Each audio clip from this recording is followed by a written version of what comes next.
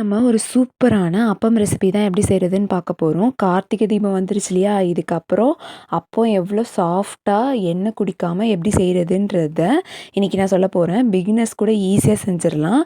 ரொம்ப ஈஸியான வீட்டில் இருக்க குறைவான பொருட்களை வச்சு தான் இன்றைக்கி எப்படி அப்பம் செய்கிறதுன்றத பார்க்க போகிறோம். நான் சொல்கிற டிப்ஸ் எல்லாத்தையுமே கரெக்டாக ஃபாலோ பண்ணுங்கள். உங்களுக்கும் அப்பம் சூப்பராக ரெடியாகி வரும். ரெசிபி எப்படி செய்கிறதுன்றத பார்க்கலாம். அதுக்கு முன்னாடி நீங்கள் நம்ம சேனலை ஃபஸ்ட் டைம் பார்க்குறீங்கன்னா அப்போ மறக்காமல் சேனலை சப்ஸ்கிரைப் பண்ணிக்கோங்க.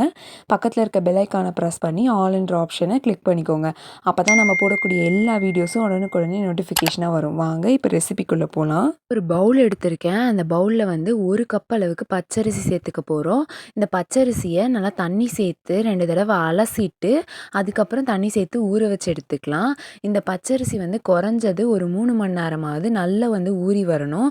இப்போ மூடி போட்டு நல்லா ஊற வச்சு எடுத்துக்கலாம். அரிசி ஊறி வர அந்த கேப்பில் நம்ம வெல்லத்தை கரைச்சி எடுத்துக்கலாம். ஒரு பாத்திரம் எடுத்துருக்கேன். அதில் 1 கப் அளவுக்கு வெல்லம் சேர்த்துக்கிறேன். அதே 1 கப் அளவுக்கு நான் தண்ணியும் சேர்த்துக்கிறேன். இப்போ வெல்லத்தை நம்ம கரைக்க தான் போகிறோம். நம்ம எந்த பாகுபதமும் எடுக்க போகிறதில்ல. வெல்லம் நல்லா கரைகிற அளவுக்கு நல்லா கலந்து கொடுத்துக்கலாம். இது நல்லா கொதி வந்ததுக்கப்புறம் நம்ம ஃப்ளேம் ஆஃப் பண்ணிவிட்டு இதை நல்லா ஆற வச்சு எடுத்துக்கலாம். இது நல்லா இப்போ ஆறி வரட்டும். இதுக்கப்புறம் ஒரு மிக்ஸி ஜார் எடுத்திருக்கேன். அரிசி நல்லா ஊறி வந்ததுக்கப்புறம் தண்ணி எல்லாத்தையும் இருத்துட்டு இந்த மிக்ஸி ஜாரில் சேர்த்துக்க போகிறேன். இப்போது வெல்லத்தையும் வடிகட்டி மிக்ஸி ஜாரில் சேர்த்துக்கலாம். அதுக்கப்புறம் நான் ஒரு 2 பனானா எடுத்திருக்கேன். அதை சேர்த்துக்கலாம். பனானா சேர்த்ததுக்கு அப்புறம் ஒரு 4 ஏலக்காய் சேர்த்துக்கலாம். இதை இப்போ மூடியை க்ளோஸ் பண்ணி நல்லா அரைச்சி எடுத்துக்கலாம். இந்த இது நல்லா அரைச்சி எடுத்துகிட்டு வந்தாச்சு. இப்போ பாருங்கள், இது எவ்வளோ சூப்பராக அரைஞ்சி வந்திருக்கு. இதை ஒரு பவுலுக்கு ட்ரான்ஸ்ஃபர் பண்ணிக்கலாம். ட்ரான்ஸ்ஃபர் பண்ணதுக்கப்புறம் இப்போ மாவோட கன்சிஸ்டன்சி இப்போ நம்ம பார்க்கணும். இது ரொம்ப தண்ணியான பதத்தில் இருக்கக்கூடாது. அப்புறம் எண்ணெய் குடிக்க ஆரம்பிச்சிரும். இப்போ நான் மிக்ஸ் பண்ணி காட்டுறேன் பாருங்கள். கரெக்டான கன்சிஸ்டன்சியில் இருக்குது. ஒரு இட்லி மாவு பதத்தில் இருக்கணும். அப்போ தான் நம்ம ஆயிலில் ஊற்றும் போது நல்லா உப்பி வரும். இப்போ இது ஒரு 10 நிமிஷத்துக்கு நம்ம இந்த மாவை ஊற வச்சுக்கலாம். இது ஊறிட்டுருக்க இதே கேப்பில் நம்ம ஒரு பேனில் ஆயிலை சூடு பண்ணிக்கலாம். இது நல்லா சூடானதுக்கப்புறம் நம்ம எடுத்து வச்சுருக்கோம் இல்லையா, அந்த மாவுலேருந்து ஒரு கரண்டி நான் ஊற்றுறேன். இதே மாதிரி கரெக்டாக ஊற்றணும். கேப் விட்டு விட்டு ஊற்றக்கூடாது. அப்போ சரியாக வராது. இப்போ நான் வீடியோவில் காட்டுற மாதிரி எண்ணெயை அந்த அப்பத்தின் மேலே நீங்கள் ஊற்றுனா நல்லா உப்பி வரும். இப்போ அப்பம் எவ்வளோ சூப்பராக உப்பி வந்திருக்கு பாருங்கள். எவ்வளோ சூப்பராக கலர்ஃபுல்லாக ரெடி ஆகிருக்கு. இந்த மாதிரி கரெக்டான பதத்தில் நீங்கள் செஞ்சிங்கன்னா உங்களுக்கும் சூப்பரான அப்பம் ரெடி பண்ணிடலாம் ஈஸியாக.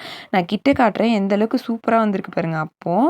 இதுக்கப்புறம் ஆயிலேருந்து எடுத்து வச்சுட்டு இதுக்கப்புறம் இருக்க எல்லா மாவையும் நம்ம ஆயிலில் போட்டு ஃப்ரை பண்ணி எடுத்துக்கலாம்.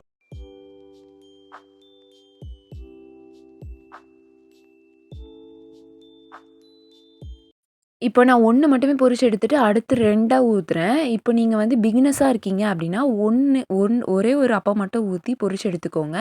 ஏன்னா மொத்தமா ஊத்தும்போது அது ஒண்ணோட ஒண்ணு ஒட்டிரும். இந்த அளவுக்கு பொரிஞ்சு வந்ததுக்கு அப்புறம் நீங்க அப்பத்த திருப்பி போட்டா, இந்த அளவுக்கு சூப்பரா ரெடி ஆயி வந்துரும். இப்போ எல்லா மாவையும் சேர்த்து சூப்பரா அப்பம் ரெடி பண்ணி எடுத்துறலாம்.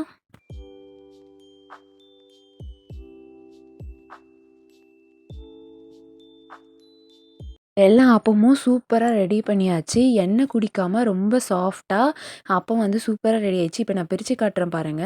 மேலே கிறிஸ்பியா, உள்ள சாஃப்ட்டா சூப்பரா ரெடி ஆயிருக்கு. நீங்களும் இந்த கார்த்திகை தீபத்துக்கு அப்பம் செய்ய போறீங்கன்னா, இந்த ரெசிபியை மறக்காம நோட் பண்ணி வச்சுக்கோங்க. நான் சொல்லியிருக்க அந்த மெத்தட்லேயே செஞ்சு பாருங்க. ரொம்ப சாஃப்ட்டா சூப்பரா வரும். ஃப்ரெண்ட்ஸ், இந்த ரெசிபி உங்களுக்கு ரொம்ப பிடிச்சிருக்குன்னு நினைக்கிறேன். பிடிச்சிருந்தா மறக்காம வைஷூஸ் குக்கிங் சேனலை சப்ஸ்கிரைப் பண்ணிக்கோங்க. உங்கள் ஃப்ரெண்ட்ஸோடையும் ஷேர் பண்ணிக்கோங்க.